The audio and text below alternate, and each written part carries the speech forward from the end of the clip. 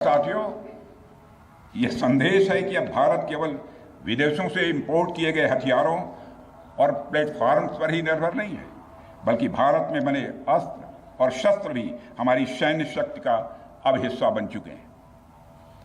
अब भारत में बने और भारतीय हथियारों से बने हथियार भी अचूक और अभेद्य हैं। यह पूरे विश्व ने देख लिया है। ब्रह्मोस मिसाइल की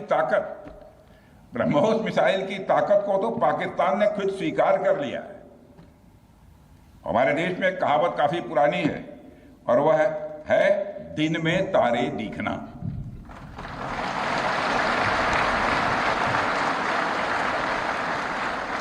मगर भारत में बनी ब्रह्मोस मिसाइल ने पाकिस्तान को रात के अंधेरे में दिन का उजाला दिखा दिया है। रात के अंधेरे में दिन का उजाला दिखा दिया है। भारत के जिस एयर डिफेंस सिस्टम की तारीफ हर तरफ हो रही है, उसमें डीआरडीओ द्वारा बनाए गए आकाश और अन्य राडार सिस्टम की जबरदस्त भूमिका रही है। साथियों, कई स्थानों पर हमारे नागरिक दुश्मन के ड्रोन आते देख भाग नहीं रहे थे, बल्कि हमारे एयर डिफेंस सिस्टम के हाथों उनको मार गिराने की वीडियो बना रहे थे।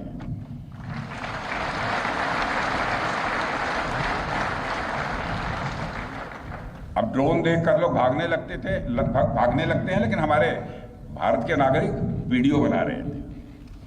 साथियों, आपने पाकिस्तान में मौजूद टेरर इंफ्रास्ट्रक्चर के खिलाफ प्रभावी कार्रवाई की है, मगर पाकिस्तान फिर से इस कोशिश में लग गया है कि ध्वस्त हुए आतंकी ढांचे को फिर से खड़ा किया जाए।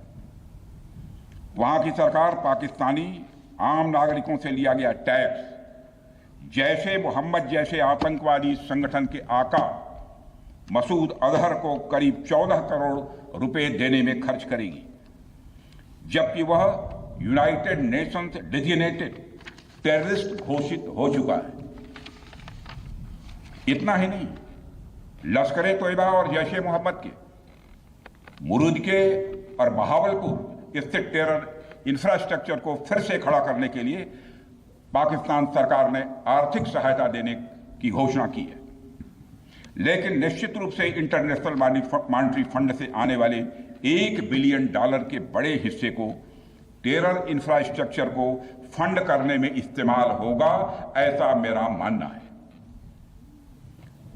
क्या यह इंटरनेशनल मॉनेटरी फंड IMF द्वारा, जो कि एक इंटरनेशनल ऑर्गेनाइजेशन है, उसके द्वारा इनडायरेक्ट फंडिंग इसे नहीं माना जाएगा? मैं दुनिया के लोगों के सामने यह सवाल रखना चाहता हूं। इसलिए मैं मानता हूं कि आज के समय में पाकिस्तान को किसी भी तरह की आर्थिक सहायता टेरर फंडिंग से कम नहीं है। भारत यही चाहेगा कि IMF पाकिस्तान को अपनी $1 बिलियन की असिस्टेंस पर वह पुनर्विचार करे और आगे भी किसी भी तरह की सहायता देने से IMF परहेज करे। भारत नहीं चाहता जो फंडिंग हम IMF को करते हैं वह डायरेक्ट या इनडायरेक्ट किसी भी तरीके से पाकिस्तान या किसी भी देश में टेरर इंफ्रास्ट्रक्चर को बनाने में वह इस्तेमाल की जाए। हम नहीं चाहते। साथियों, अब यह स्पष्ट हो गया है कि पाकिस्तान में आतंकवाद और वहां की सरकार का चोली दामन का संबंध है। स्टेट और नॉन स्टेट एक्टर के बीच का नकाब अब पूरी तरह से उतर चुका है।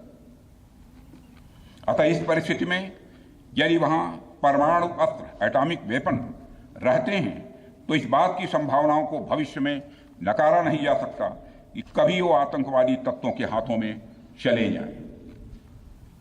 ये सिर्फ भारत के लिए नहीं, बल्कि पूरी दुनिया के लिए और पाकिस्तान की आम जनता के लिए भी एक गंभीर खतरे की बात होगी। सारे विश्व और खासकर पाकिस्तान की आवाम को यह समझना होगा कि वो कितने बड़े खतरे के मुकाम पर बैठे हैं। वो एक ऐसे बारूद की ढेर पर बैठे हैं जिसके चारों तरफ माचिसों आपस में लड़ते हुए लोग हैं। इस हालात के लिए पाकिस्तान की फौज को संदेश देना चाहूंगा, कागज का है लिबास, कागज का है लिबास, चिरागों का शहर है, चलना संभल संभल के क्योंकि तुम नशे में हो।